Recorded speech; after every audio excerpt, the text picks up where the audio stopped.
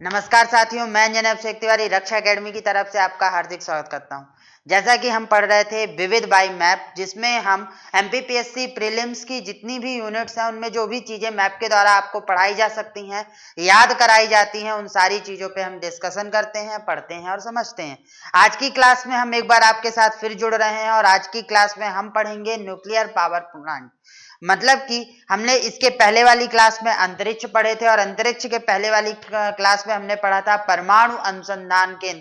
तो हमने ये जाना था कि परमाणु से रिलेटेड जो अनुसंधान होते हैं वो कहाँ कहाँ भारत में होते हैं और उनसे जुड़े हुए महत्वपूर्ण तथ्यों को भी समझा था, जो कि आपके प्रीलिम्स के हिसाब से बहुत ज्यादा इंपॉर्टेंट है। और ये जो टॉपिक आप साइंस से रिलेटेड पढ़ रहे हो, ये सारे आपके यूनिट 7 का पार्ट है। आप चाहे मैं यूनिट 7 में इनके बड़े बड़े लेक्चर्स बनाऊं, थ्योरी के साथ समझाऊं, या फिर मैं इनको आसान भाषा में आसान तरीके से आपको क्लियर करा दूं मैप के द्वारा, ये मेरी तरीका है। अब आपका तरीका है कि आपको रिसोर्सेस मिल रहे हैं, आपको उनका यूज करना है और अपनी एमपीपीएससी की तैयारी को सुदृढ़ करना है, जिससे कि आप एक बार में सिलेक्शन ले सकें। उसके अलावा हम इसी तैयारी को सुदृढ़ बनाने के लिए टॉप 100 एमपीपीएससी का टॉप 100 का बैच चलाते हैं, जिसमें हम प्री से लेकर इंटरव्यू तक की सारी तैयारी कराते हैं और उसमें आपको प्रीलिम्स की वीडियो और प्रैक्टिस सेट और ऑब्जेक्टिव नोट्स और मेंस की वीडियोज और प्रैक्टिस पेपर, उसके बाद इंटरव्यू की भी तैयारी। अगर आपका प्रीलिम्स मेंस क्लियर होता है और आप हमारे साथ जुड़ते हो तो हम आपको इंटरव्यू की भी तैयारी करेंगे। उसका नाम क्या है? Top 100 MPPSC top 100 batch. और उसके लिए आपको क्या करना है? रक्षा एकेडमी का ऐप डाउनलोड करना है और उसमें देखना है। उसके अलावा रक्षा एकेडमी का ऐप सारे नोट्स के लिए, यूट्यूब पे जितनी भी क्लासेस चलती हैं उनके सभी नोट्स आपको रक्षा एकेडमी के ऐप पे मिलते हैं। टेलीग्राम चैनल को रक्षा एकेडमी के ज्वाइन करके रखिए, क्योंकि सारी इंफॉर्मेशन चाहे वो एमपीपीएससी से जुड़ी हो, चाहे वो हमारी क्लास से जुड़ी हो, सभी वहां पे मिलती हैं। और उसके अलावा आपको, अगर आप आज पहली बार मेरे साथ जुड़ रहे हो, तो चैनल को सब्सक्राइब करना, वीडियो को लाइक करना और शेयर करना बिल्कुल भी मत भूलिएगा। क्यों? क्योंकि हम आपके लिए मेहनत कर रहे हैं, तो इतना सा काम तो आप हमारे लिए कर सकते हो। ये आपका हमारा हक है कि हम आपसे ये कह सकते हैं। उसके बाद चलिए आज हम बात करते हैं प्रमुख न्यूक्लियर पावर प्लांट, जो कि या तो प्लांट है, मतलब भविष्य में उनको लगाया जाएगा, या फिर वो अभी काम कर रहे हैं, वर्किंग कंडीशंस पे हैं। उन्हीं सारी चीजों पे चर्चा करेंगे, मैप के माध्यम से समझेंगे कि कहां कहां पर प्लांट्स हैं और उनको देखना है, अपने को प्लांट है और उनको देखना है। तो चलते हैं। और ये जो टॉपिक है, इस टॉपिक में हम यूनिट 7 का पार्ट है, तो बिल्कुल भी कंफ्यूज नहीं होना है, परेशान नहीं होना है, सिर्फ मेरे साथ जुड़कर पढ़ते जाना है और सीखते जाना है। तो चलिए, तो ये जो टॉपिक है वो मैं आपको क्या बता रहा था कि ये बार बार कहता हूं। बार बार बोलने का मकसद ये होता है कि जो आप कमेंट करते हो कि ये कहाँ का है, हमारे सिलेबस में है नहीं तो हम पढ़ेंगे नहीं, ऐसी बात है कि आपके सिलेबस के, एमपीपीएससी के सिलेबस में बहुत सारी चीजें ऐसी हैं जो डायरेक्टली पूछी गई हैं, लेकिन बहुत सारी चीजें ऐसे हैं जो आपको छुपी हुई हैं और आपसे क्वेश्चन पूछेगा। और वैसे भी एमपीपीएससी अनप्रेडिक्टेबल है, जैसे अभी उन्होंने मेंस की कॉपी के साथ किया है, तो कुछ भी वो पूछ सकते हैं। तो हम अपनी तैयारी को पूर्ण रूप से करेंगे। तो ये जो टॉपिक है ये किसका है? यूनिट 7 का पार्ट है और यूनिट 7 के पार्ट में हम इसे पढ़ते हैं। अब जब भी हम बात करते हैं तो मैं बार बार आपको बताता हूं कि जब हम मैप पढ़ते हैं तो मैप को हम कितने भागों में बांट देते हैं? 4 भागों में बांट देते हैं। परेशान मत होना, मैप आपको पूरा दिखेगा, मैं इसे जूम करूंगा, अभी सिर्फ समझा रहा हूं। 4 भागों में तो ऊपर की तरफ होता है नॉर्थ, नीचे की तरफ होता है साउथ, इस तरफ होता है ईस्ट, इधर होता है वेस्ट। अब नॉर्थ, साउथ, ईस्ट, वेस्ट 4 हो गए। फिर हम जब पढ़ना शुरू करते हैं तो हम कैसे पढ़ते हैं? क्लॉकवाइज डायरेक्शन में। नॉर्थ से जाते हैं ईस्ट की तरफ, ईस्ट से जाते हैं साउथ की तरफ, साउथ से जाते हैं वेस्ट की तरफ, वेस्ट के साथ जाते हैं हम वापस से नॉर्थ की तरफ। एक पूरा चक्कर लगाते हैं और उस चक्कर को हम क्लॉकवाइज डायरेक्शन पे लगाते हैं, जिससे हमें सारी चीजें याद हो जाए। अब क्लॉकवाइज डायरेक्शन में लगाते समय या तो आप ऊपर का पॉइंट पकड़ लो या तो आप नीचे का पॉइंट पकड़ लो, ऐसे चलो। पर आपको चलना कैसे है? क्लॉकवाइज ही चलना है। और मैप को कभी भी मिक्सअप करके नहीं पढ़ते, एक क्रम से पढ़ते हुए चलते हैं और फिर बाकी बची हुई चीज को, सेंटर वाले पार्ट को एक साथ पढ़ते हैं। तो ये है मैप को पढ़ने का तरीका। अब हम चलते हैं आगे की तरफ और देखते हैं कि कौन कौन से आपको मेन पार्ट मिलते हैं। तो अब अगर हम बात करें तो यहाँ पर हरियाणा में हमें एक पावर प्लांट मिलता है गोरखपुर नाम का। आप कंफ्यूज नहीं होना, बहुत सारे लोग बोलते हैं कि गोरखपुर कहाँ है, उत्तर प्रदेश में है। बिल्कुल है, लेकिन वहां पर एक पावर प्लांट है जो कहां पर है, पावर प्लांट गोरखपुर नाम का कहां लगा हुआ है, हरियाणा में लगा हुआ है। हालांकि पहले से बता रहा हूं, कमेंट कर कर परेशान मत होना, इस पॉइंट पे अभी संशय है क्योंकि अलग अलग चीज जगहों पर अलग अलग मिल रहा है, इसलिए ये पेपर में पूछा नहीं जाएगा। लेकिन एक कॉमन बुक में हमें यहाँ पे कहाँ पे मिला है, गोरखपुर हरियाणा, तो हमने यहाँ पे नोट डाउन कर दिया है। परेशान होने की जरूरत नहीं है, एक्चुअल में गोरखपुर कहाँ है, उत्तर प्रदेश में ही है। तो अब इसको अगर हम थोड़ा सा वो भी कर दें, सॉरी मैं मैप को जूम करना भूल गया था, आपको क्लियरली नहीं दिख रहा होगा, कर देता हूं। तो अब देखो इसमें क्या है कि जो आपका गोरखपुर वाला जैसा मैं बता रहा था, तो गोरखपुर आपका उत्तर प्रदेश पे, तो परेशान होने की जरूरत नहीं है।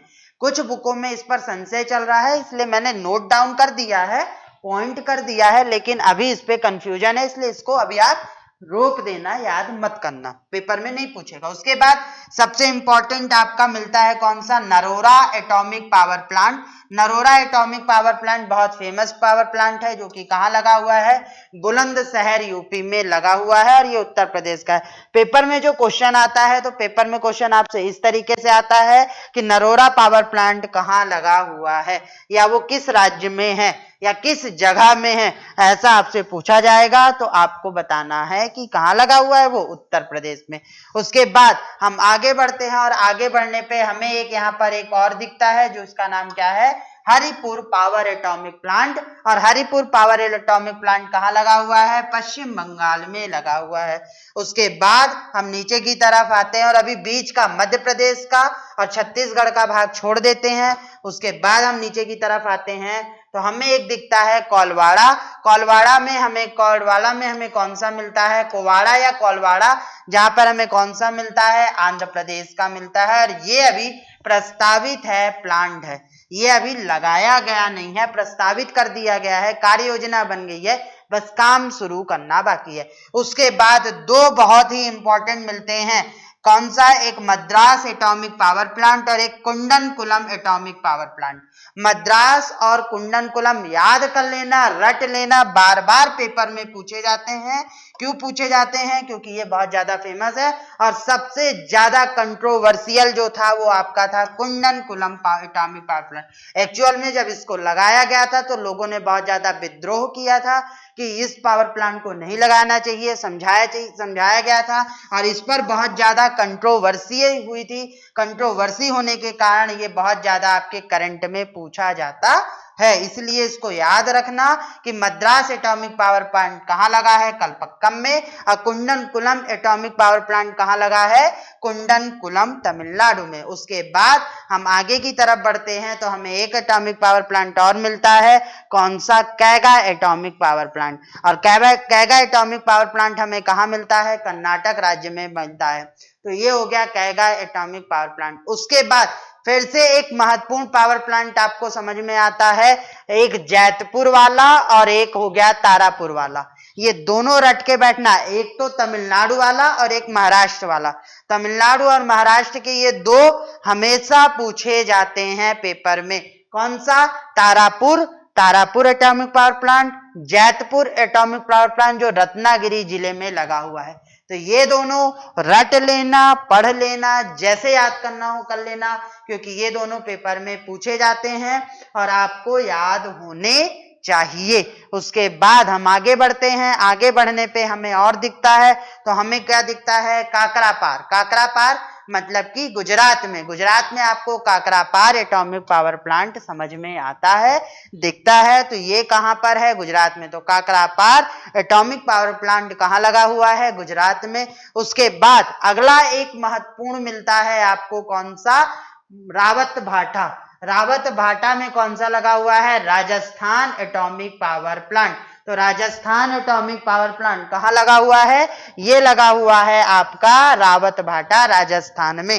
तो आपको अगला याद रखना है कि राजस्थान एटॉमिक पावर प्लांट कहाँ लगा हुआ है, रावत भाटा, राजस्थान में। माही बांसवाड़ा एक अलग है और राजस्थान वाला एक अलग है। तो ये थे हमारे सारे पावर प्लांट। एक बार फिर से रिवाइज करता हूं। नरोरा उत्तर प्रदेश में, हरिपुर पश्चिम बंगाल में, कोलवाड़ा आंध्र प्रदेश में, उसके बाद कुंडनकुलम और मद्रास कहां पर, तमिलनाडु में, कैगा कर्नाटक में, तारापुर और रत्नागिरी मतलब जैतपुर ये कहां लगे हुए हैं, ये लगे हुए हैं आपके महाराष्ट्र में, काकरापार गुजरात में, और राजस्थान में कौन सा लगा था, राजस्थान एटॉमिक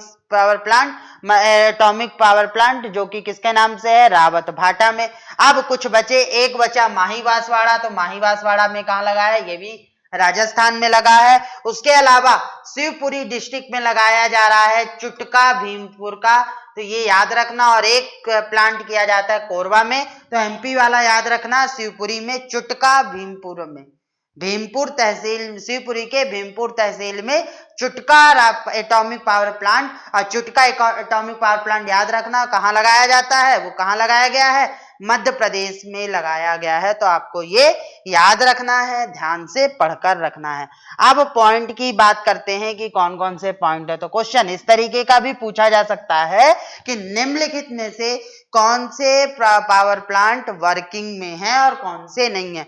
तो आपके कौन कौन से हैं, कैगा कर्नाटक में, काकरापार गुजरात में, कुंडनकुलम तमिलनाडु में, कलपक्कम तमिलनाडु में, नरोरा उत्तर प्रदेश में, राजस्थान में राजस्थान वाला, और तारापुर महाराष्ट्र में। मतलब 1 2 3 4 5 6 7 मतलब टोटल 7 आपके एटॉमिक पावर प्लांट क्या हैं, ऑपरेशनल है, मतलब वर्किंग पोजीशन पे हैं, काम कर रहे हैं। जिसमें से जो कुंडनकुलम है वो इंडिया और रसिया के माध्यम से लगाया गया है, राजस्थान वाला इंडिया और कनाडा के माध्यम से लगाया गया है, और तारापुर वाला इंडिया और यूएस के माध्यम से लगाया गया है।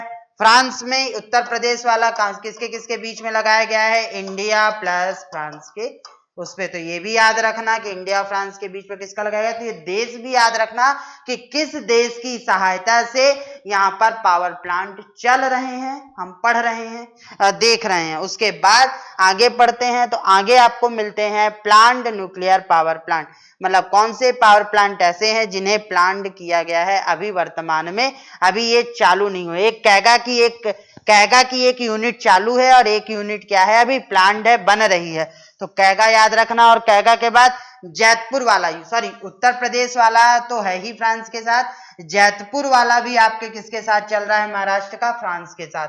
तो ये भी याद रखना कि ये भी क्या है, अभी अंडर कंस्ट्रक्शन है। कोवाड़ा अंडर कंस्ट्रक्शन है, गोरखपुर अंडर कंस्ट्रक्शन है, माही बांसवाड़ा अंडर कंस्ट्रक्शन है, चुटका अंडर कंस्ट्रक्शन है, कावेली अंडर कंस्ट्रक्शन है। तो ये अभी अंडर कंस्ट्रक्शन है या प्लांट किए गए हैं कि इन्हें भविष्य में चालू किया जाएगा। तो आज की क्लास में इतना ही, सारे न्यूक्लियर पावर प्लांट हो गए। नेक्स्ट क्लास में हम मिलेंगे कुछ नए फैक्ट के साथ, नई चीजों के साथ। तब तक के लिए पढ़ते रहिए, बने रहिए, और सबसे जरूरी यदि आप नए हैं तो चैनल को सब्सक्राइब करना मत भूलिएगा, वीडियो को लाइक करना मत भूलिएगा, और ज्यादा से ज्यादा लोगों को शेयर करना मत भूलिएगा। और उसके अलावा यदि आपको ये नोट्स चाहिए तो आप रक्षा एकेडमी का एप्लीकेशन डाउनलोड करना मत भूलिएगा। इसी के साथ आज की क्लास में इतना ही, धन्यवाद।